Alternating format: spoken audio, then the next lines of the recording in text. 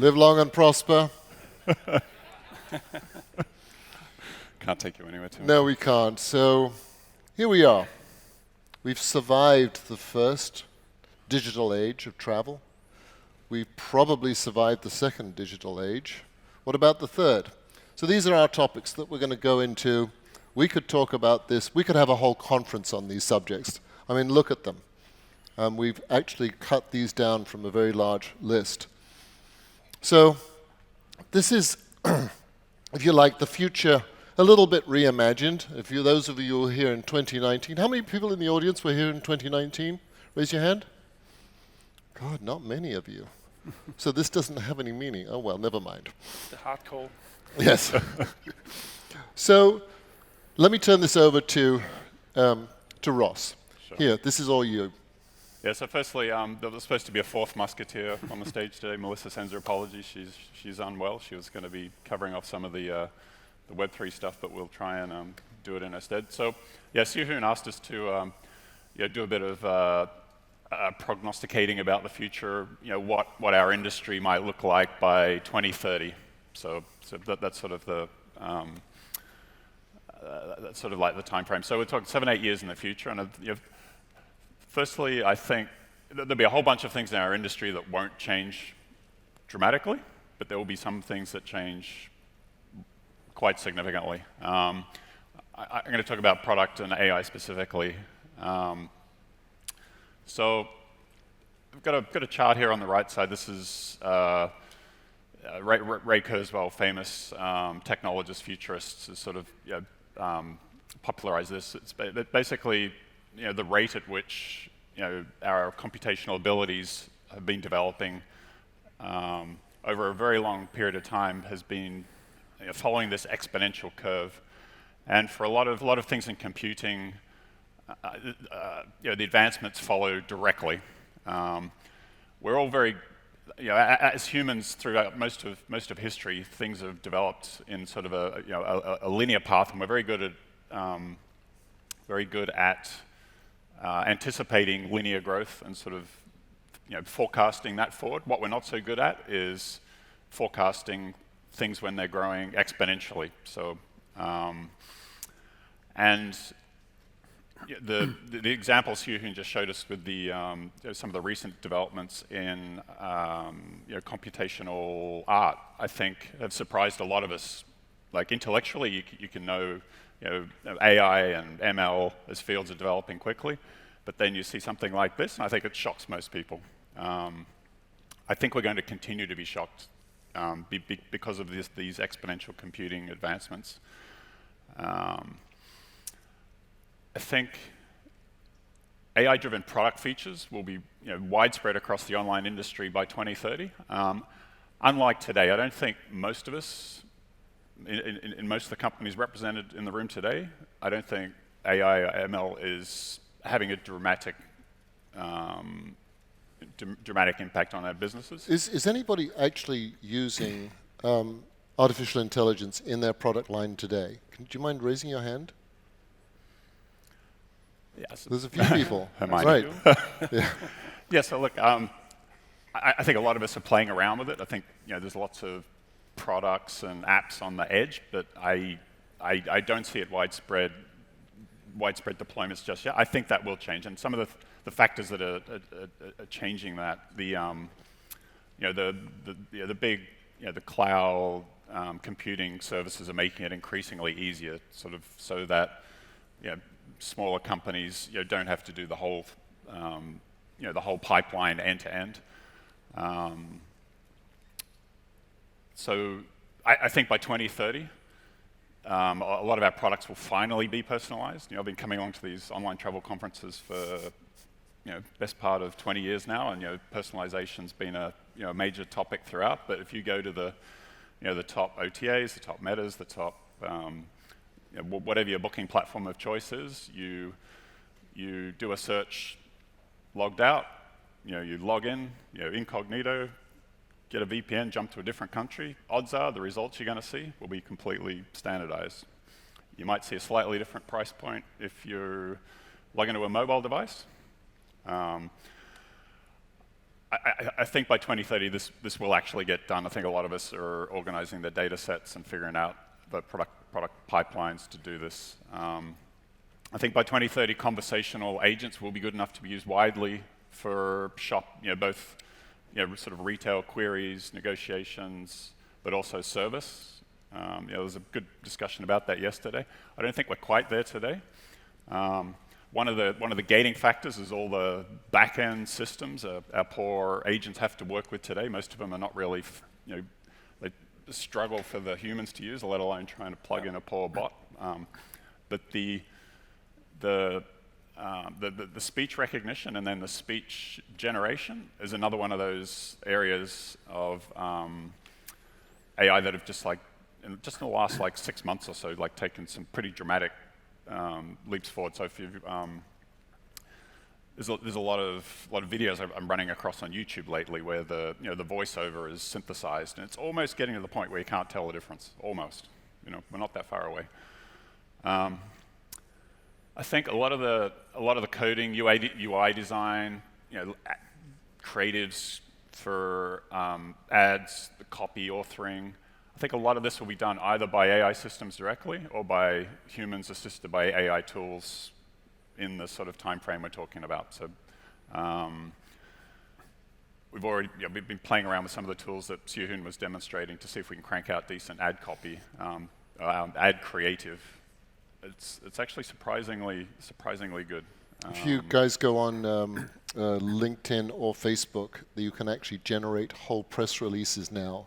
500 words of complete BS based upon just putting some keywords. It is actually there, and some of it, if you read the press releases, you can't tell the difference because it's all BS. Oh, did I say that? There's nobody in marketing in the room, is there? Yeah. I was joking with somebody who said to build a tool like that to crank out Web3 pitch decks and see how many we can get funded. Right. Maybe that's what we should do, is to have a Web3 pitch deck artificially created by an AI bot. That'll be interesting. Maybe Siew will do that, right? Okay, good. So are you real? Yeah, so if you're a coder, a designer, you're a copywriter, or journo, I don't think you should be slashing your wrists just yet. I think there's going to be probably a lot fewer of them employed in our industry, but I think the good ones will be using these new tools to crank up the productivity levels and crank up the creativity levels. So in the same way that Photoshop didn't kill artists in the ad industry, it's a tool, people will use it. So last week I was at a big blockchain conference over in San Francisco, and I saw basically the future of payment in the software world. So there's a company called Circle with 8 lines of code. You have support for any global payment processor, any global payment platform you can imagine. You don't have to spend time on this stuff anymore, right? No. Yeah. You just cut and paste 8 lines. And they were showing it live on stage how they were adding global payment capabilities to any service, including fiat, crypto, credit card, anything from the old and the new world. So why would you spend time on that, right? Use it more wisely. So undifferentiated heavy lifting, as the AWS guys. I think what you're seeing effectively is the removal. You're automating a series of processes that were incredibly manual. Is anybody using a NoCode platform? If not, you should experiment. There's a good number of them. One of the easiest ones I've used is called JotForm. I would highly recommend going and playing with it because it is such a complete platform and there's no coding involved. Anybody can do it. Even I can do it. Johnny. Yeah, so I live in the corporate travel world. I know most people in this room are kind of either on the consumer side or on, of course, the tech infrastructure. But you're all corporate travelers because you're here for business, presumably. And there's some dramatic changes coming to the world of corporate travel. First of all, as we heard yesterday, sustainability is making its way in with full pace. And we are very close already to a world where the sustainability approval for a trip will be more important than the cost approval. And just think about that for a moment. We've had 25 years where booking engines have been driven by the CFO requirement of price control. Suddenly, that's becoming secondary. And you will see new tools down to individual carbon budget per traveler, combined with trip purpose or trip value, very intelligent ways of rating, should you actually go on this trip? Is the corporate business purpose of it justifying doing it? It will become completely normal by 2030. We're also going to finally kill the online-offline chasm. Today in corporate travel, we always talk about what is your online adoption rate, which is ironic after 20 years plus of online booking engines. But we have never made it to 100%. Why? Because the technology that these engines were built on was not able to do that. With modern platforms, and I know we're building it in Spotnana, but others are doing the same, we move away from online-offline because the agents are booking on the same platform. So we launched a major fintech customer called Brex over in the US recently. In 1 month, they went to 99% adoption. There was no hard communication campaign or anything else. They just shifted to a modern way of doing things. We're also going to see dramatic new ownership models for technology. Today, most corporate buyers are relying on their TMC owning and controlling their technology, and that will not be the case anymore. Large corporates will effectively configure or design their travel technology stack with kind of architects that are designed to do that. So you will have a program architect for the software side of the travel program, and then at the end you plug a TMC in somewhere, providing HOKs, which if you wonder is hands-on keyboard, the least valuable piece of work in the corporate travel world, right? Every time somebody is typing manually, it's a waste of time, and chance of errors go up. So no more email? I think you will not use email for corporate travel by 2030, unless you want to live in the retro world. Of course, then you can. You'll probably pay a premium to use email and have a user experience that is as bad as you expect. But if you like that world, then you'll find somebody who can deliver. Does that mean even the nervous Nellies like me would not have to worry about things? I can rely upon it? And then my personal favorite is, again, it's back to the infrastructure of corporate travel. Today it's quite normal that a rollout for a global company of a new service will take 6 to 12 months. It's actually considered pretty good if you can do it in less than a year. In the future, it'll be 1 day.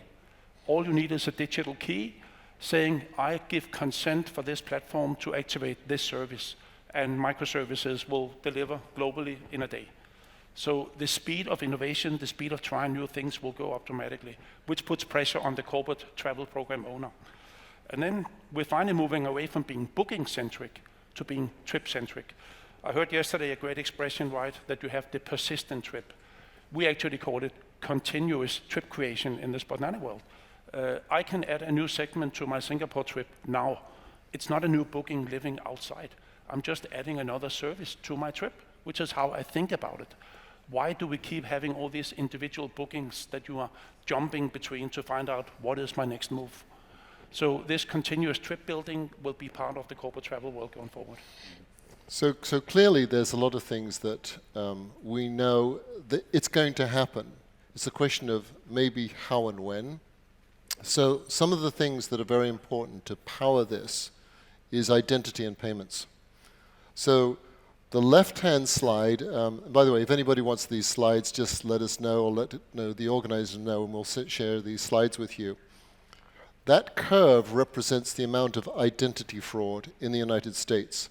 And as you can see, it's on an exponential curve. It's very, very scary as to how much. And this, remember, was from just through 2020. It's gone even higher now. So this is going to be a big challenge, is who am I? Yes, of course it's me. I know it's me. You know it's me. How do I prove it's me? So this is going to be a challenge, particularly as we look at what we're calling identity portability. That is to do with your sovereign ID. And so if you want to go and search on something, look at SSID for sovereign self-identity. And that's going to be a big trend, and it aligns with data privacy. So this issue of fraud and privacy is going to be in constant conflict. There will be some way that will solve this, but it's not solved now. But identity is going to be a critical part. I think you guys would agree. Yeah. The move towards identity. Well, the moment you enter the travel system, you should have the same rights globally, right? Because you're approved to travel from one airport. That status should follow you worldwide as long as you're in travel mode. Right, and it really is me. But how do I prove it's me? What sort of timeline do you think this gets solved in? I don't think it ever gets solved. I think it just gets managed.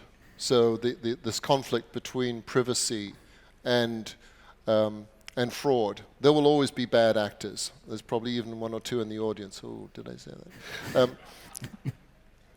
I think it's going to take a while for us to reach that sort of happy medium. That curve is out of sync right now, and it's not a healthy curve. So it needs to get resolved. Right now, people are not worrying about it because we're still post-pandemic thinking about all the pandemic issues. But fraudsters made a lot of money. In the US, it is estimated that about $45 billion was made in fraudulent claims during COVID against the government. It's a huge sum of money.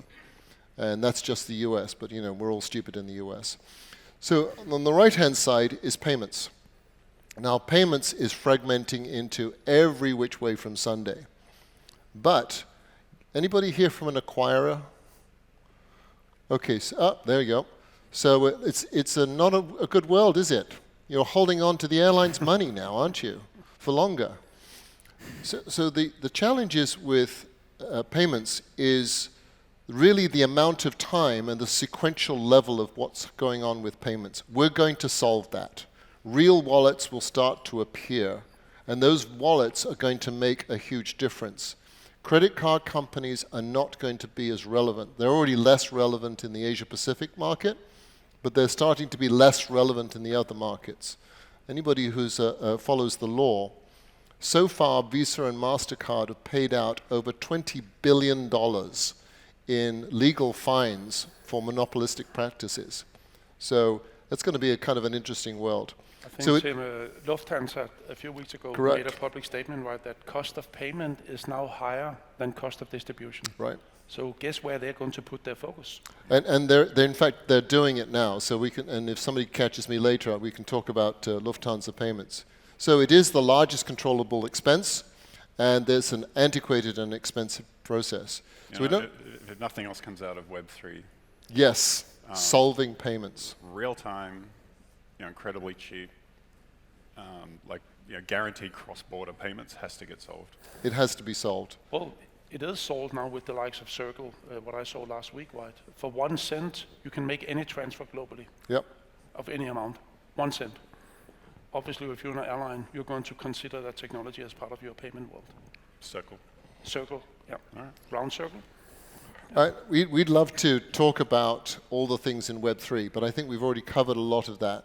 So perhaps the issue is some of the characteristics of Web3. And I think that these ones that Melissa put up here, tokenization, smart contracts, application, and organization, these are the characteristics that you need to be thinking about when you start to approach Web3. What do you guys think? I'm 100% in agreement, right? I mean, we lost 2 years because of COVID, I think, on the blockchain smart contract area. There were projects starting just before COVID hit. They got sunset, but they're coming back to life, and next year you will start seeing suppliers providing pricing that is invisible, because smart contracts eliminate the need to load prices. Correct. So the idea of a real-time contract that is dynamic and applicable to you, all the things that Johnny and Ross have been talking about, that's going to be enabled by Web3. That's our belief. And I think most of you are probably going to have to get up to speed on this yourself. If you're not already up to speed, go learn. What I would say on that is, like, I see a lot of people working on foundational stuff. Typically, there's a big white paper that's somewhat templated, and there's a coin offering. I think for this to become relevant to most people in the room, we need some real applications built on top of it that are actually useful. We need to see those applications operating. So that leads us to, I guess, our final point, which is about collaboration. Up until now, I think we've still lived in this silo world. We believe, in my circle of business people that I deal with, that collaboration is the only way out of here. Yeah. We've shown that lack of collaboration results in silos, results in extra cost. We can't live like that anymore. So we have to recognize our role. We have to get to net zero faster. And if anybody here is trading in carbon credits, I hate you. But we almost recognize that we have to pay the true cost of the application. That means that flights were going to have to pay a true economic price. And finally, if we don't do this, we're going to have to face the consequences. So I'm sure there's many other things that we could talk about, and we're all here. So we're here for the rest of the day. If you want to catch one of us, and we'll talk about this. But I'd really just like to say thank you very much for listening to us. This is something where the world is changing, and the world is going to be changing really fast. I think that we are at, as Omri said yesterday, this is about a revolution. It's no longer about evolution. And if you're not a member of the Revolutionary Party, you're going to be toast. Ladies and gentlemen, thank you very much. Thanks. Thank you.